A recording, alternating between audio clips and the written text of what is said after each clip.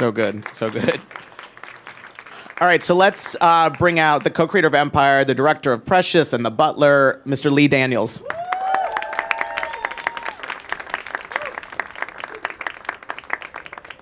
I like your slippers. Thank you. I didn't wear pajamas today, so I know. I didn't realize this. I guess little- I am the only one that didn't know slipper. this. That you wear pajamas when you shoot. I do. That's. Because, you got to be balls to the wind. It's dangerous out there.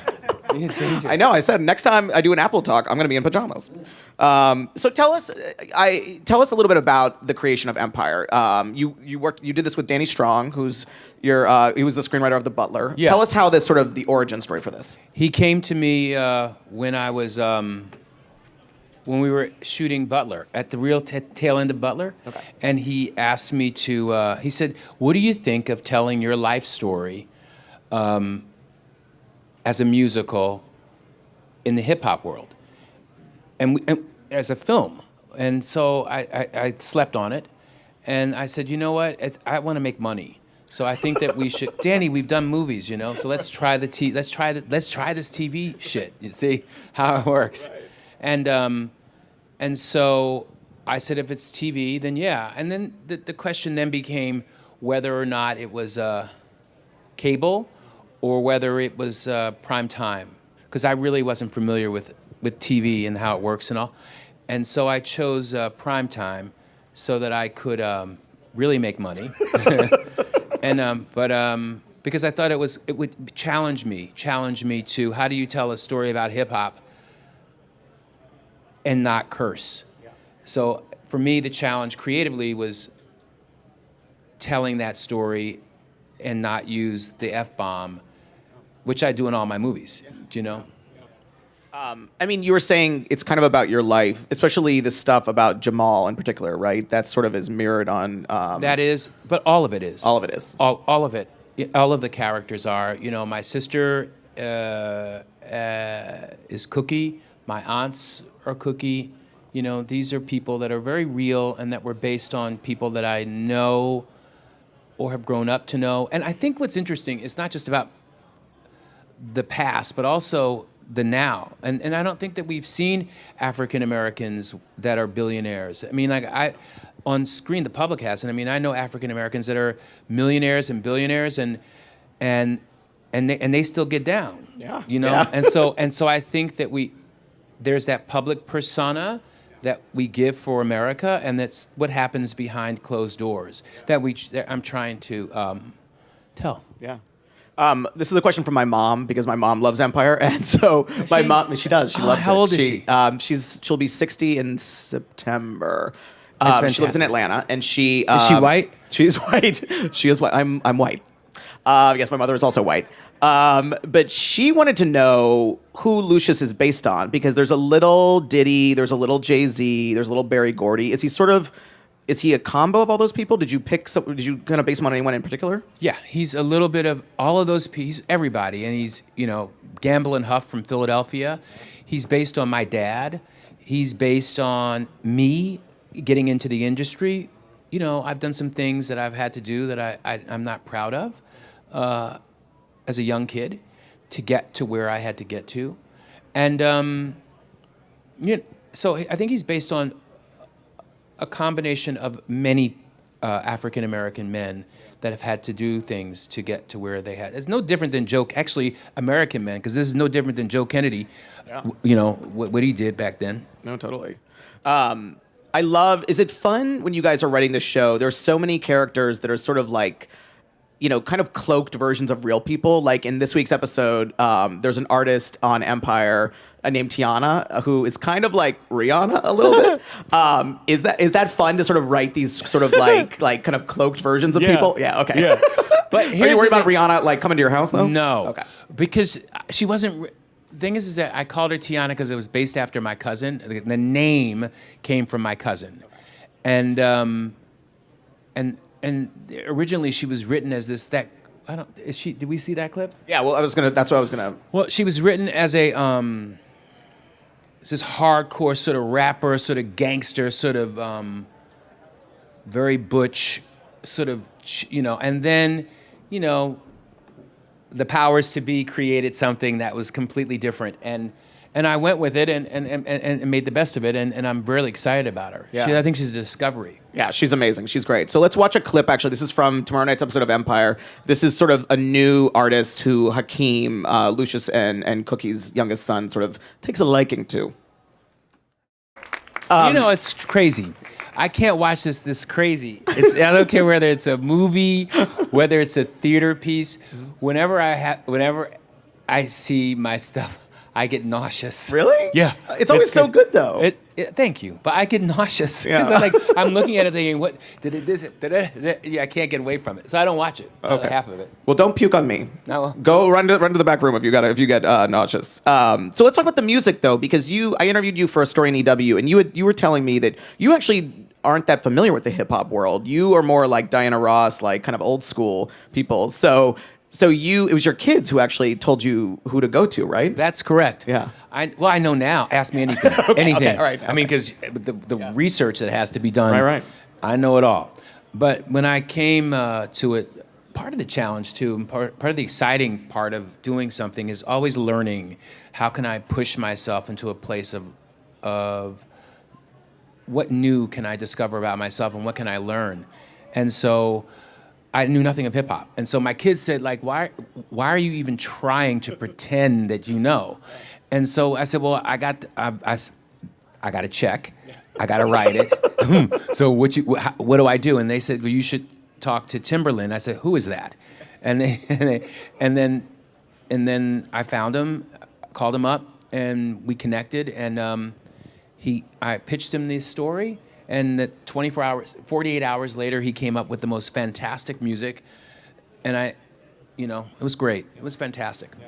So how does it work with Timbaland with the music? Do you send him scripts and he writes the songs based on that? What's the sort of collaboration like with him for these? Well, it gets a little, he oversees all the music, He doesn't have time he did the pilot, and I think he did a lot of the first episode, and sporadically throughout he'll come in and oversee, but he's off with Jay-Z and Justin Timberlake and Beyonce and those types. So it's like me. I mean, it's hard the television. I get so nervous about the one thing about television that is frightening is that it lives on without you. And so you pray that the episodes are going to you plant the seed. You tell them, okay, this is where I want it to start. This is where I want it to end. But I have a day job and I got another movie to make. And so you pray that the people that you've hired, your showrunner and your writers and the directors, are going to stay the course. I've seen some of the episodes. I think that we do stay the course, but you don't know. But I tell you what's great. What's great is that I don't know what I'm more excited about, whether or not I'm able to get my story out there, or that it's my story. It's my story that we're seeing, or whether or not I'm able to have people of color for the first time working in the writer's room and in directing the episodes. Debbie Allen, John Singleton, Anthony Hemingway, Mario Van Peebles. These are people. I mean, I'm full of humility at the change that's being made right now in Hollywood, in television. So I mean, it's just it's very moving. It's a good place right now. Yeah. And you guys had amazing ratings, and you've had so many, because I follow you on Twitter and I follow a bunch of people on Twitter, and you've had so many, such an outpouring of support for the show.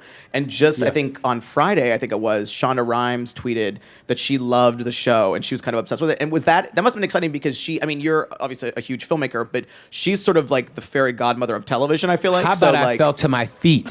Really? Yes. Are you crazy? I was like, and then Viola Davis and Kerry Washington, all these people that have come out to support. It is Tracy Ellis.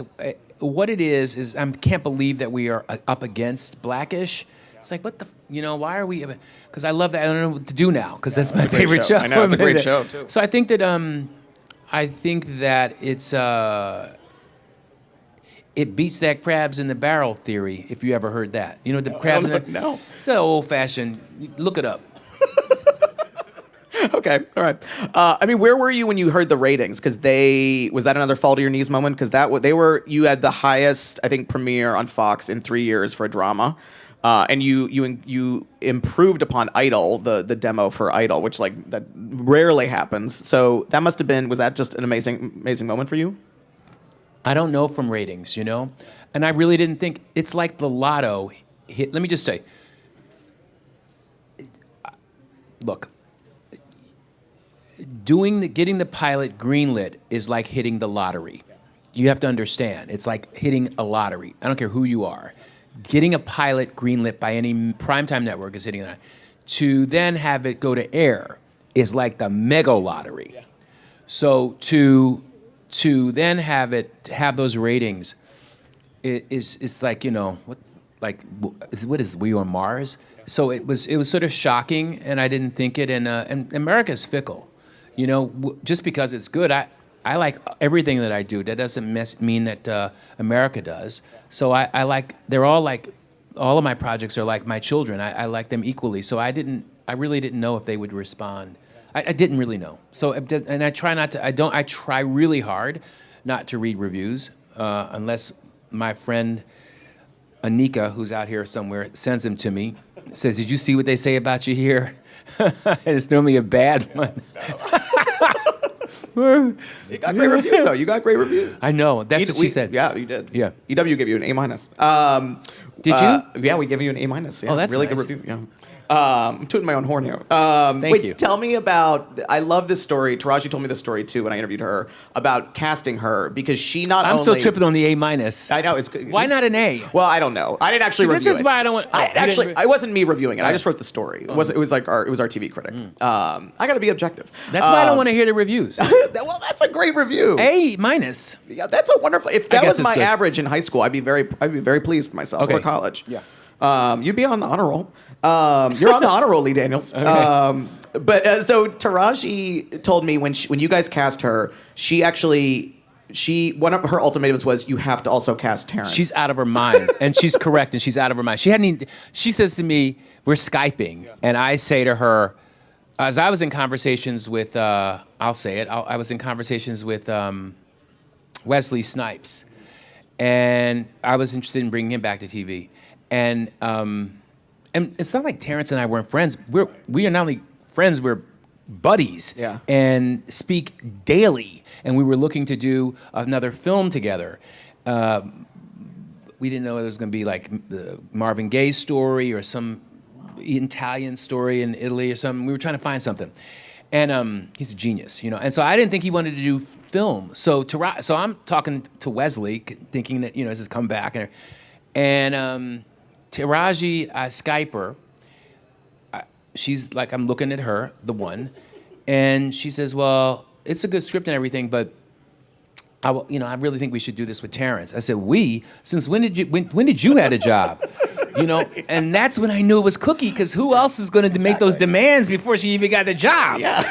So I said, Terrence ain't. I said, first of all, you don't have the job yet, and then Terrence is not going to do it. I just didn't think that I knew that she had a brief stint in television, but Terrence certainly hadn't, an Academy Award nominee, but he did it, and it was great. I said, Terrence, you want to do this TV show?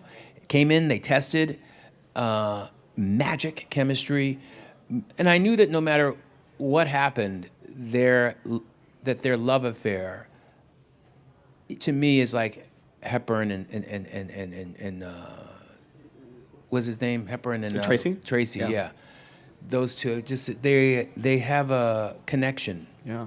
There's just something. It's magical. Magic. Well, and it informs the characters so much because knowing that they have this long creative, relationship, Taraji and Terrence, dating back to Hustle and Flow, you have to believe that they're this couple that have known each other for years and years and years, and it does really make them seem they're so connected to each other. And they really do. They fight like cats and dogs. They love each other.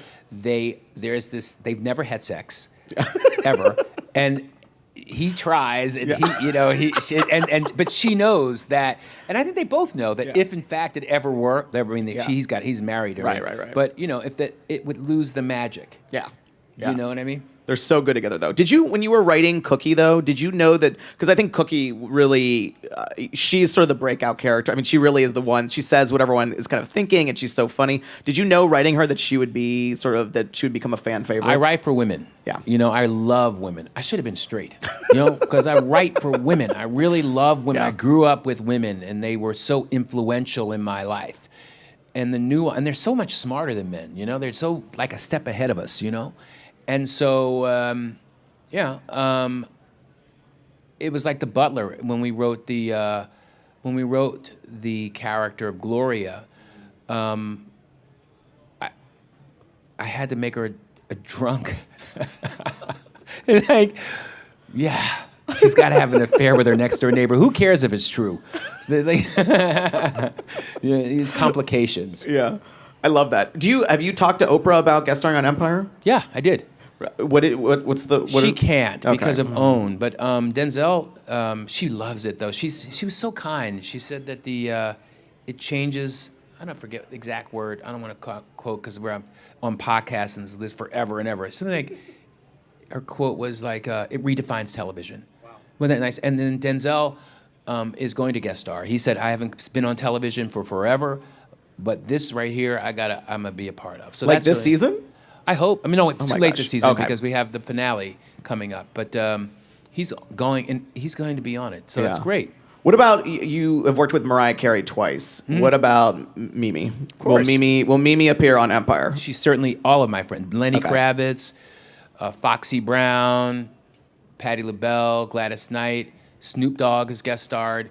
Yeah, I mean, you know, they're all coming out, and it's great and it's exciting. Yeah. It's very exciting. Mary J. Blige, I think, is appearing this season too, right? She did it. She did a stint. She did it in a moment too.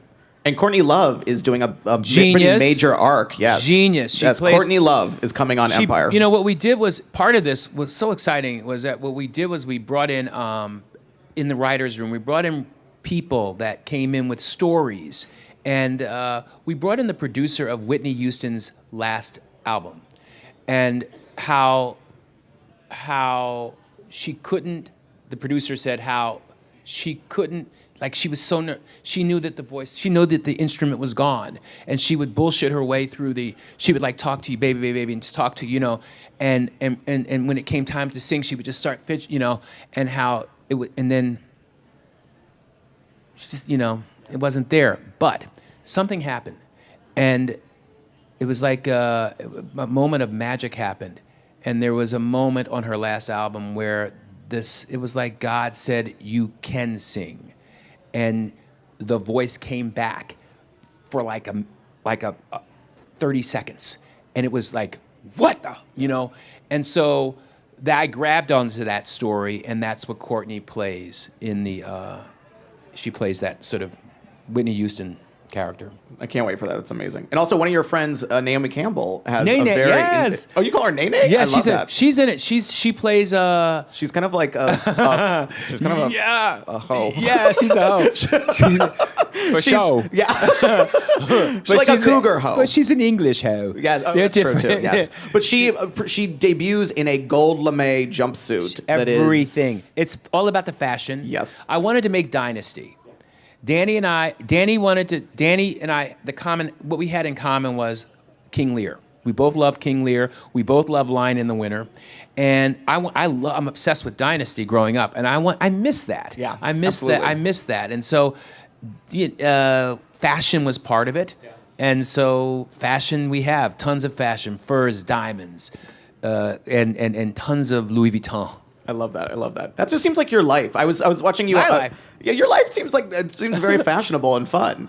It is. I follow you on Instagram. Sometimes. And you were at all Do these. you? But you were at all these Golden Globes parties over the weekend, and it was like No, I it was didn't like, or it was like me and Naomi Campbell and like Kate Hudson and all these people. I was like, Lee Daniels, you're just living a life. Musicals on TV are so difficult. It's a hard thing. So that for every Glee, there's like Smash was very had some troubles. Is this the most challenging thing you've ever done? Yes. Yeah.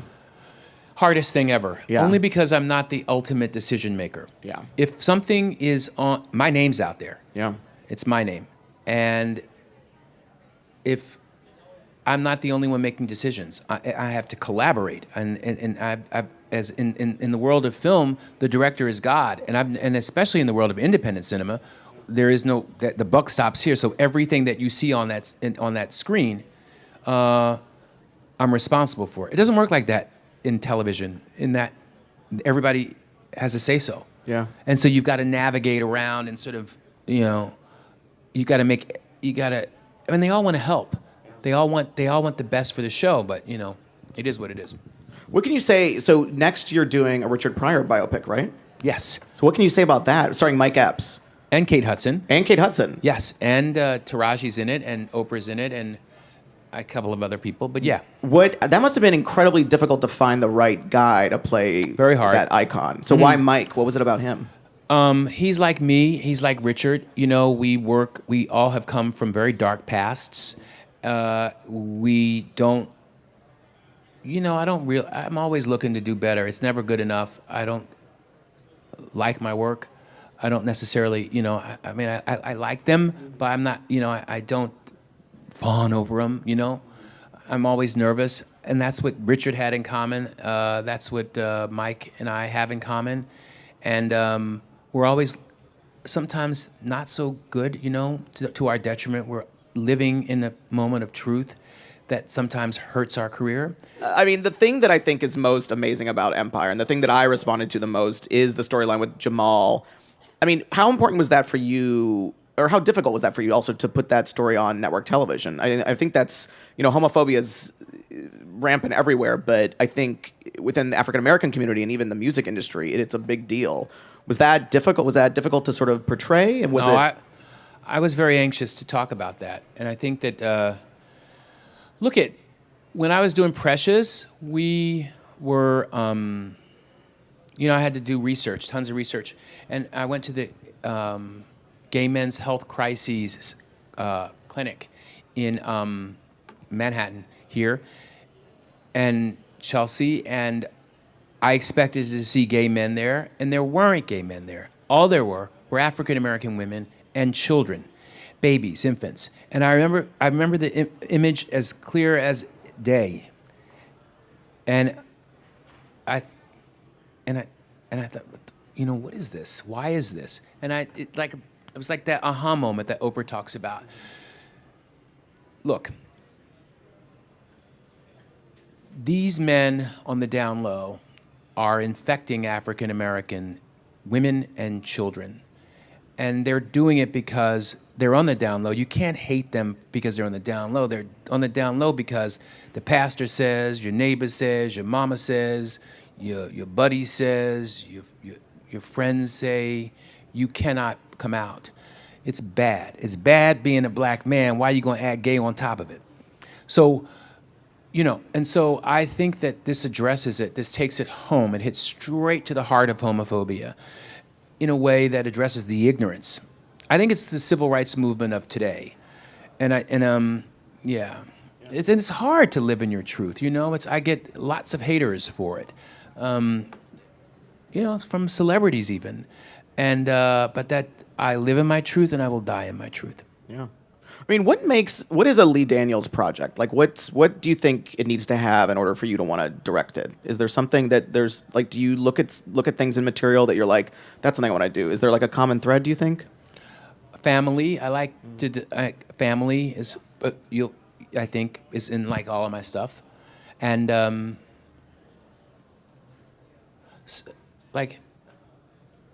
you walk away with a sense of, if you can't walk away with a sense of, oh my God, I can't believe I'm sexually aroused, I'm hungry for some good food, I can smell the screen, I'm grossed out, I'm terrified, I'm laughing until my stomach hurts. If you can't experience that experience, then you haven't experienced a Lee Daniels film, I don't think. Wow. Before we go to the questions, this is from towards the end of the episode. This is another scene with Cookie and Jamal. So that's the woman on the couch is Portia, who is Cookie's new assistant, who's also amazing. Fantastic. She's amazing. She starts. You'll see her on Wednesday on tomorrow night's episode. She's amazing. Anyways, all right. So let's go to audience questions. First of all, Lee, thank you so much for creating this role. I know in my family, this started a discussion between myself and my dad as a gay male, just moving here to New York 3 months ago, about the struggles that we went through, me coming out, him finding gay porn and stuff, and that came out at 13, and the reaction that that Terrence had, that was pretty much the reaction of my dad. But just playing off of that, do you think that you're going to write more roles in regard to the African American community about that, like collegiate roles? I think you did a great job of portraying our view, some of the views and some of the things that we deal with. But do you think is there going to be other stories that you can tell other than just from the music industry, maybe from a collegiate level, maybe from us growing up in our childhood as well? I think that part of thank you for that, by the way. And yes, is the short answer. Yes. Hi, Lee. How you doing? I'm fine. Thank you. My question is, as a director and as a producer, and do you feel like you have a responsibility to cover everything in your community, and how difficult is that doing that in films and now TV? Right. I don't feel a responsibility to anybody but myself, my partner, and my children. Once you start trying to be the poster boy for everything, it's like they're gonna. No matter what I do, I'm gonna get in trouble. So I done left somebody out. I remember we were sitting around. We were we were looking around a table. We were having a dinner. You haven't seen this episode, but there's an episode where their families eat, and I said, "Damn, all y'all yellow. We're gonna get in trouble. Like we ain't got no people. What's going on here? Oh Lord!" And then I said, "Lucia's gonna have to have a chocolate baby." So it's anyway. You had to be there. Hi. Hey. Hi. So you're good at getting outside your comfort zone. Yeah. You seem to relish that. I so do. Name a few things that you need to do going forward that get you out of your comfort zone, and that we'll see a science fiction film. Who knows? Things that you'll incorporate into this series, or what else? Right. A horror movie. I haven't seen a film since The Exorcist or Rosemary's Baby that to date that has actually messed with my head, that has fucked with my head. And I haven't been terrified to the bone. And I think that, and nor has there been an African American film that has been a horror film that has been done in a way that has terrified me. So I'm interested in terrifying you. That's something that I'm interested in doing. I mean, there are moments of that. There's moments of that in Precious. You know what I mean? They're just so like, But I'm talking the whole from beginning to end. So I'm very excited about. There is something that I'm working on that is after Prior somewhere about a family that is. I can't talk about it, but yeah, I'm working on it. Hi, Lee. Hi, beautiful young lady right there. When writing Empire, how did you find the beginning of your script? Like, what was going through your mind, and what did you want to show, like, right at the beginning? Because as a student here at NYU and here in New York, I'm struggling to figure out, like, how do I show my audience what I want to say in my scripts? How do I, like, show, like, this is where I want to start? For Empire, it's a partnership. My incredible partner, Danny Strong, is incredibly talented, and I think he won a Golden Globe for I think Game Change. Yeah. Game, is that the one with Julianne Moore? Yeah. Julianne Moore. Sarah Palin. I Yeah, mean, he's a genius. So, to start the page on this one, it seems like forever, because there's been so many scripts. But where do I overall begin? I begin from a place of, okay, what's going to grab people in their seats? Like, how do you hook them in? From the first 5 words, hook them in. I just keep thinking, hook them in, hook them in. What? Oh, no, hook them in. What can you do to hook people? And I think that we're so safe. I think that that's the other thing. We find ourselves so safe with we're so edited, homogenized, Americans, beat down, told no to. So you become afraid of yourself and your thoughts. How you doing, Lee? Hey, hi, on your left, how you doing? Pretty good. I just wanted to say thank you for The Butler as a dude growing up in the hood and just feeling the past in the household. That movie was probably the most resonating movie to me since like John Q. I had a silly question though. It always fascinates me to see outrageous things on network television. Where did the idea of throwing Jamal in the garbage can come from? It came from personal experience. Yeah. Yes. So, what advice would you have for a up-and-coming screenwriter, director, producer for like younger generations? Run in the other direction because it's a drug. And unless you want to breathe it, live it, get rejected, being told no constantly day in and day out, beat down to the ground, stomped. If you can take that, then go. But I would say run in the opposite direction because you keep your head on. Thank you for before. And what pushed you into the industry, and how did you make your name? You know, how did you make yourself notice? How did you make yourself like a person that was to look to, you know? What pushed me into the industry probably was a bad wind. I don't know, because I should have been told, I should have take that girl. I'm telling you, I should have took that advice I'm giving that girl, because it really can throw your ass off. I think it takes a certain determination of just willpower, absolute willpower. And look I come from a place where that I've seen atrocities. I've seen things. I've seen things that maybe I shouldn't have seen as a kid. Death as a kid, I've seen, death when I was 20, something called AIDS wiped away every one of my friends. There were none. I held many of them in my arms as they died, and lovers. That I'm not HIV positive I don't even know how that's possible that I survived that. Crises. I survived drugs. I've witnessed people, die. I mean, I think that you have to. I think that there's a will. From me, my experience, my life experience. If that makes any sense. Well, thank you so much for being such a good interview, so honest. You're so great, and everyone, thank you all for coming and watch Empire tomorrow night, Wednesday nights on Fox.